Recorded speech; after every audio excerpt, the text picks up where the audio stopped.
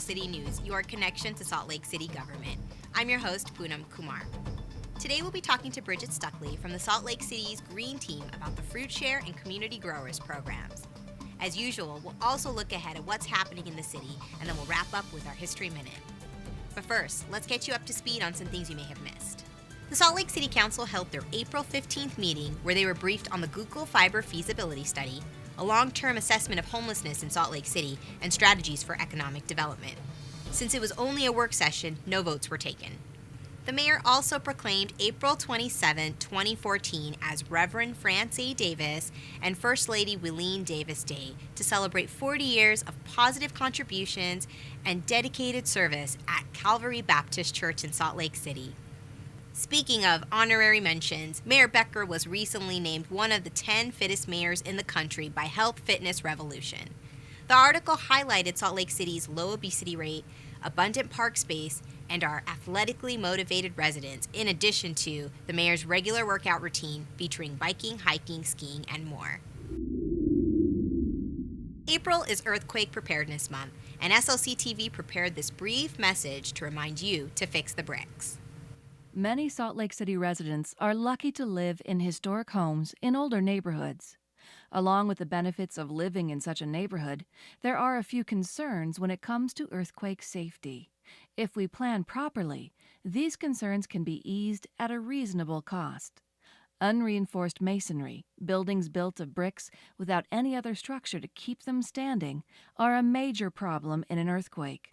Scientific estimates indicate that a Wasatch Fault earthquake could result in 2,300 deaths and 10,000 serious injuries. Our estimated impacts for a potential Utah earthquake indicate that 90% of the severe casualties and the fatalities come from this one building type, the unreinforced masonry brick buildings. But there are steps we can take to fix the bricks. When you replace a roof or do other home repairs, make it an opportunity to enhance your home's stability. This doesn't have to be super expensive. If you're replacing your roof anyway, that's a great time to do seismic upgrades. Making sure the roof is attached well to the structure, making sure that the house is bolted to the foundation, basically making sure all the different parts of the house are attached to the other parts. Though we might not all be in the midst of major home repairs, we can all secure our homes now from falling objects, like our water heaters, cabinets, bookcases, and any other large objects that could topple in an earthquake.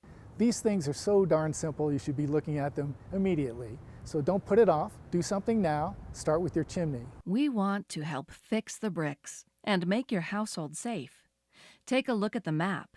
Take the structural safety quiz for your home, and let us send you information on reasonable steps you can take to keep yourself and your family safe in the event of an earthquake. Ever wonder what to do with surplus fruit from your trees? Or how to grow your own local produce in a community garden? Bridget Stuchly, Salt Lake City Sustainability Program Manager, is here to tell us more. Hey Bridget, thank you so much for being on our show today. Thanks for having me. So Bridget, tell me a little bit about the Fruit Share program. The Fruit Share program is a really great initiative that we started a couple years ago, and the whole purpose is just to reduce food waste. So the idea behind it is if you have a fruit tree, usually it's producing more fruit than you can handle. So we work with nonprofits to do harvests. And then the fruit is split evenly between the volunteers and the homeowner, and then the rest is donated to different food access programs, food banks. So people who don't have access to healthier foods can have fruit. We say that a third goes to the homeowner, a third goes to the volunteers, and a third goes to the different food assistance programs.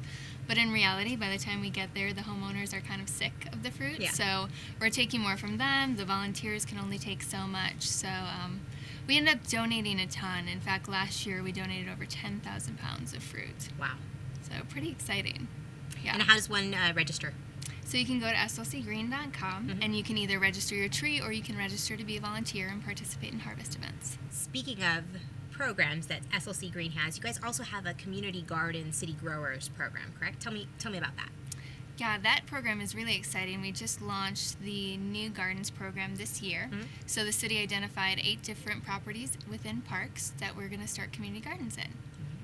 Yeah, so these community gardens are great places where people that don't have a big yard, or maybe they have too shady of a yard, can go and grow food. And you're partnering with Wasatch Community Gardens, right? So That's tell me a little bit correct. about that partnership. It's a great partnership. Wasatch Community Gardens has been in the city operating now for 25 years. They have a wealth of information, and they're our on-the-ground resource to really help manage and maintain these different gardens. Great. And some of those locations, that includes, you said Popperton Park, and what were a few of the other places? We have some of the other parcels are Lawn 700 East. There are additional parcels that we have on the west side and then on the east bench as well. Okay. And then how can residents register for this? So it's all on slcgreen.com Great. again. Way to make it easy. We try. And it's a wonderful way to grow local and support local food growers. It's a really great program, one of many that we have that is just helping to increase access to healthy local foods for residents. So pretty excited about it. Thank you so much, Bridget, for being on our show today. Yeah, thanks for having me. And now it's time for History Minute. Back in the early 1900s, the city decided they would do their best to make the capital city seem less bumpkin by constructing a building for the vegetable-selling farmers that plagued the city streets. Originally referred to as the Free Farmers Market, the building on Pierpont Avenue, that is most often called Art Space these days, was built for farmers to sell their wares in a place that was free and out of the way. They never used it, preferring to hawk their fruit in the streets. Upon completion of construction in 1910, the building became the Eccles and Browning Building and housed a number of businesses. After World War II, a mass exodus to the suburbs happened, and the building and surrounding neighborhood began a descent into decay. It wasn't until sculptor Stephen Goldsmith needed a studio with running water and heat that he got the idea to create a nonprofit organization to get a grant from Salt Lake City to refurbish the building and rent it out as studio and living space to artists, bringing a new vitality to the struggling neighborhood. Today, this historic spot on Pierpont is the home to many artists, businesses, and publications that call Salt Lake City home. That's it for this edition of Capital City News, your connection to Salt Lake City government. Be sure to tune in next time to keep up to date on what's happening in the city. You can also find us on YouTube by visiting the URL on the screen. For Salt Lake City TV, I'm Poonam Kumar.